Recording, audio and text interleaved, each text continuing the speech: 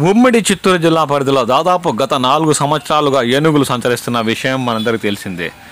ఇప్పుడు పుల్చల మండలాన్ని ఏనుగులు గుంపు వీడి దాదాపు 5 రోజులు కావస్తుంది. కానీ అందులో ఒక ఒంటరి ఏనుగు తప్పిపోయి మండలంలోని తిష్ట వేసి ప్రతి ఒక్క రోజు ఏదో ఒక చోట తన దాడుల పరంపర కొనసాగిస్తుంది. దీనికి స్థానిక రైతులకు కష్టనష్టాలు ఎదురవుతూనే ఉన్నాయి. పుల్చల మండలం పాతపేట పంచాయతీలో శుక్రవారం వేకోజామున ఒంటరి ఏనుగు దాడితో పంటలకు తీవ్ర నష్టం వాటిల్లినట్లు రైతులు వాపోతున్నారు. గోగులమ్మ వంక నుంచి బయలుదేరిన ఒంటరి ఏనుగు పాతపేట పంచాయతీ పూరెడివారిపల్లి వద్దకు చేరుకుంది.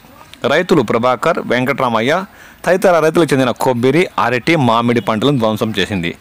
అనంతరం అది తిరిగి అడవిలోకి చేరుకున్నట్లు స్థానిక ప్రజలు పేర్కొంటున్నారు. ఉదయం వేళంతా గోగులమ్మ వంక పరిసర ప్రాంతాల్లో తిష్ట వేసి సాయంత్రం అయితే చాలు స్థానికంగా ఉన్న పంటలపై తన దాడుల పరంపర ఒంటరి ఏనుగు కొనసాగిస్తుందని స్థానిక రైతులు తీవ్రంగా ఆందోళన చెందుతున్నారు.